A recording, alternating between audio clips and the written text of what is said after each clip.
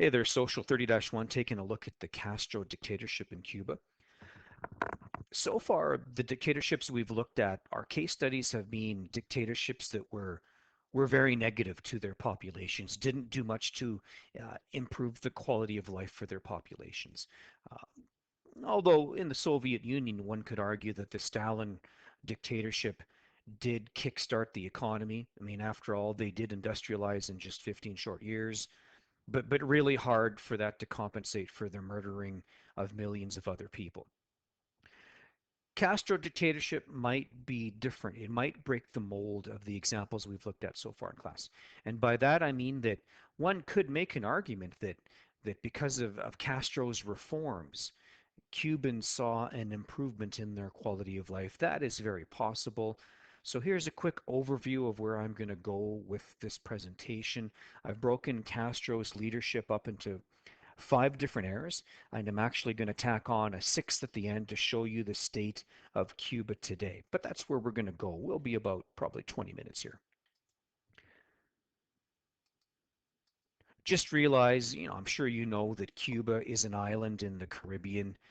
It is the biggest island of the Caribbean islands, population of 11 million people, founded by originally the Carib people, and then, as you know, after the Columbus discovery of the New World, influx of Spanish colonists and so on.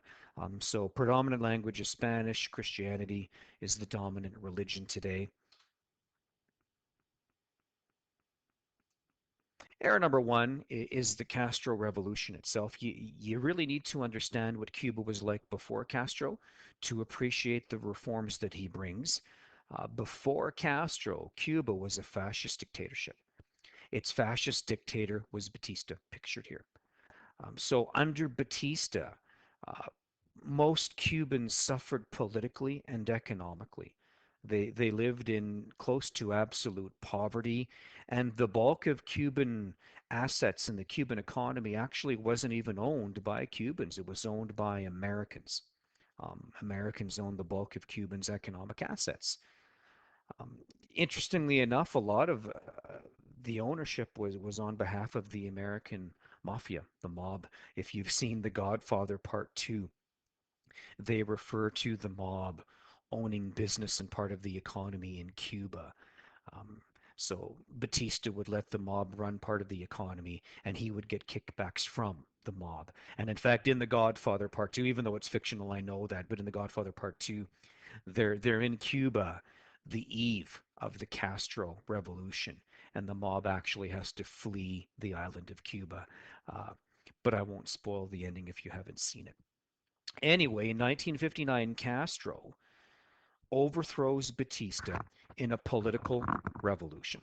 Castro and his right-hand man, Che Guevara, toppled the Batista government, the regime, and they seize all of that property that used to be owned by the Americans.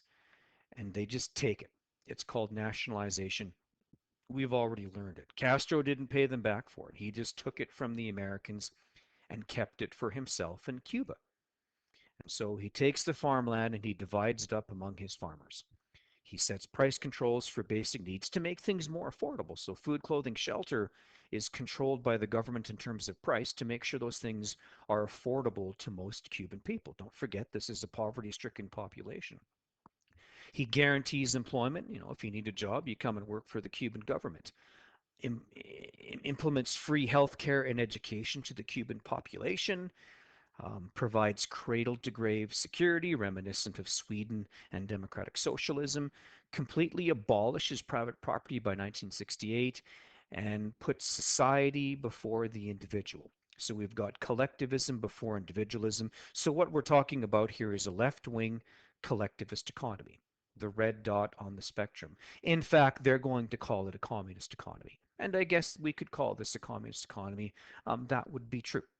So that is error number one. Castro topples Batista, ends the fascist regime, and implements communism. And if you look at the reforms that he makes, I could see how life for the average Cuban is going to be better off after Castro than it was before Castro. It wasn't easy though. And before we make a saint out of Castro, we need to be careful. he kills his share of political opponents. He kills thousands, if not tens of thousands, of political opponents and dissidents through his firing squads, his death squads, which were run, by the way, by his brother Raul Castro. So, you know, all of these reforms notwithstanding, he does his share of bloodletting too. He kills tens of thousands of people. A lot of them were political opponents, but a lot of them probably just in the wrong place at the wrong time, as we've studied with authoritarian regimes. Just so you know, the Americans never did accept Castro and his government in Cuba. Um, so as soon as Castro takes over Cuba and seizes all of those American assets, there's sort of an economic division between the two countries. The Americans never forgave Castro for seizing all of those American assets and not paying for them. So much so that in 1961, the Americans try to topple the Castro government. They try to remove him from power in what is infamously known as the Bay of Pigs. So, what the American CIA does, they take a bunch of Cuban exiles, Cubans who had fled or been driven off the island by Castro, they take these guys, they train them, they give them weapons, and they land them on the Bay of Pigs, Cuba, just a location in Cuba, with the intention being they will topple Castro and bring maybe even bring Batista back as dictator of Cuba. It's a disaster. Castro knows they're coming. It wasn't well organized, and he's easily able to fight off uh, these rebels, and it's a big military embarrassment for the Americans. Anyway, just that just typifies the grudge between the two countries. America never forgave Castro, and I don't think Castro really cared. And this will factor in a little more when we study the Cold War, because don't forget that Cuba is only a 30-minute plane ride from Florida. Like, this is practically in America's backyard, and America is not comfortable, to put it mildly, having a communist dictatorship in its own backyard. They'll never accept that. Anyway, Castro kills thousands. He is very repressive. He censors the media, really strong propaganda, controls the media education, and so on. You couldn't just leave the island. You had to purchase an exit permit, which was very expensive. Most people couldn't even afford it. And also, what he begins to do at this time is exports his brand of communism. So Castro will help communist revolutions in Nicaragua, Central America, Ethiopia, Angola, to the point that he will send Cuban soldiers overseas to aid in those communist revolutions. I just always found that interesting. Era 2 is the mid 1970s through the mid 1980s. Economy's in serious trouble. You should note right now as well that there's a big trading alliance between Cuba, communist country, and the former Soviet Union, communist country. And it only makes sense that those two countries being communists, they need each other. Cuba needs Soviet economic support. The Soviets like having Cuba kind of like as a little base, so close to America during the Cold War. Cuba is very strategically important to the USSR during this time. They're both communist countries. They help each other. Although the Soviets are giving, they're giving more to Cuba than Cuba is to the Soviet Union. The economy is in trouble by the mid 1980s because, as we've learned, by 1985, the Soviet economy is in serious trouble. Gorbachev has resorted to perestroika to try and reinvigorate that economy. Communism's basically dying in the Soviet Union. The Soviet Union can't even support its own economy. So how is it going to help support the Cuban economy? So Cuba's in trouble. Their only real export is sugarcane, and sugar prices are falling by the 1980s. Cuba's in trouble. So Castro's got no choice but to allow for some privatization, hence the shift from here to a little bit left of center. They're still left wing, still collectivist, but he provides for some profit incentives. He produces more consumer goods and allows for private plots. In other words, a farm that you own, and you can grow and keep and sell whatever you grow rather than give it to the government. Error number two. By the way, this is when Tony Montana's Scarface comes to America. So I know it's fictional. It's a movie. It's a movie that most kids your age have seen. It's not true, but that is when Tony Montana came to America. Because in the early 1980s, Castro says, listen, if you want to leave Cuba, go now. I'm going to give you, a couple of days moratorium. You can leave the island. I'm not going to stop you. I'm not going to chase you down. If you want to go, go now. And thousands of Cubans do leave Cuba and they flee to Miami, Florida. But little do the Americans know that Castro um, really only let the people he didn't want in Cuba leave.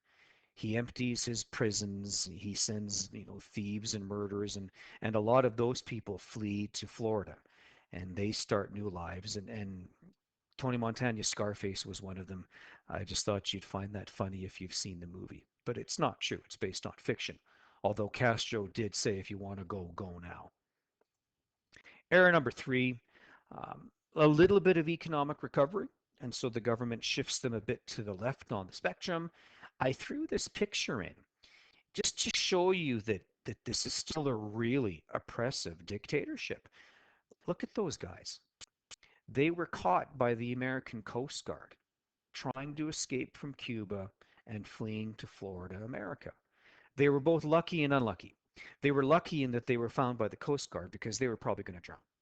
They were unlucky in that they're going to be sent back to Cuba, and you can imagine what's going to happen to them when they get back there. And I threw the picture in, and there's a lot of pictures like this. It just shows you how desperate those guys were. Like, look at the risk that they were taking. That thing would be really hard to navigate, steer. It's at the whim of the ocean and the currents. Um, they probably can't take enough food and water for the trip.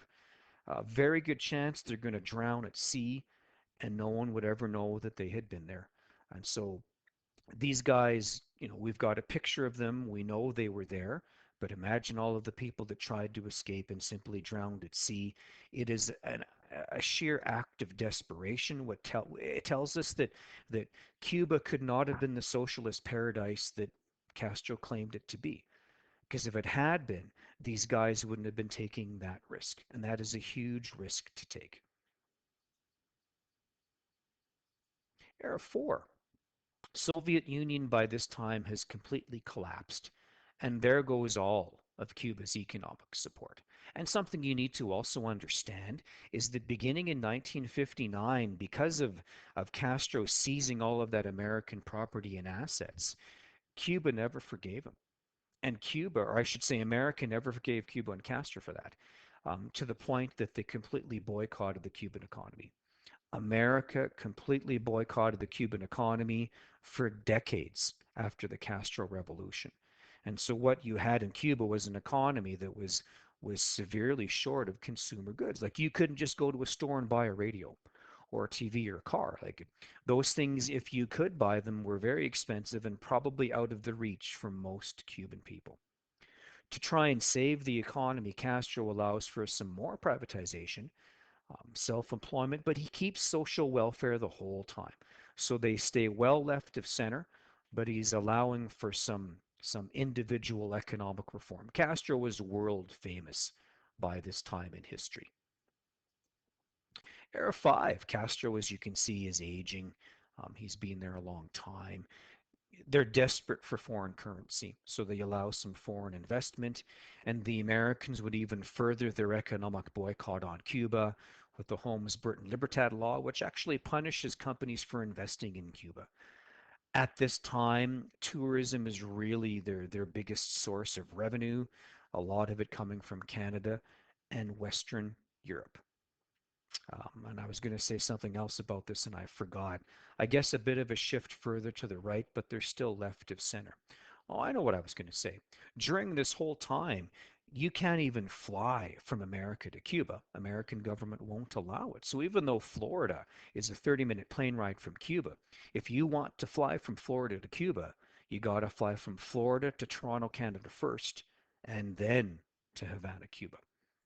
That's how deep the boycott had gone. Era number 6, Castro, uh, you know, gives power to his brother Raul. Castro was very sick and eventually would die. Raul Castro, the leader of the death squads, takes over, ends price controls, furthers privatization, and basically today Cuba is a right-wing capitalist economy. Communism, while it stayed afloat for a few decades, it couldn't stand the test of time itself. Today, Cuba is a right-wing capitalist economy. I actually was there in 1999 in Cuba, back when it was still communist, and it was an outstanding trip. I loved it. I felt very safe. I never felt threatened or worried about anything, but it was very obvious that there was a shortage of consumer goods. Some things you just couldn't buy, and if they were there, they were way too expensive. Um, but I really enjoyed the trip. Finally, the last thing I'll show you, I threw in a table here of some statistics, digits that we could use to measure quality of life in Cuba before Castro and after the Castro Revolution and his reforms. So pre-1959, before Castro, Cuba, life expectancy was only 59 years. Pupil teacher population or ratio, one teacher per 36 kids, doctor patient, one doctor per 1,000 patients. Infant mortality is a whopping 32 per 1,000. Infant mortality means in 1 year in your country, how many kids die before the age of 2 out of 1,000 kids. You want that number to be low. The higher the number, the more of a sign that you don't have proper food, nutrition, and medical care to keep those kids alive. So basically, before 1959, we're talking about um, an undeveloped world, Cuba. But, after 30 years, after the Castro reforms, you can see the leap in quality of life for Cubans. Life expectancy is a whopping 76 years of age. Canada is only 77. Pupil teacher 1 to 12. Canada's only one teacher per 16 kids on average. Doctor patient 1 per 300. And what I find really revealing is infant mortality. In Cuba had dropped to 10 per 1,000, and that actually matched the Americans, 10 per 1,000. And so I threw these numbers in to show you that, if you had to, you could make the argument that Castro as a dictator made lives better for a lot of Cuban people. But you would have to overlook the bloodletting and the mass executions and the political repression that went with it. You couldn't leave that island. You were a prisoner on that island. So we've got to be cautious on how positive we think of the Castro dictatorship. But I think these numbers point to an improvement in quality of life for a lot of Cuban people. All right, there you go. Hope you got something out of that.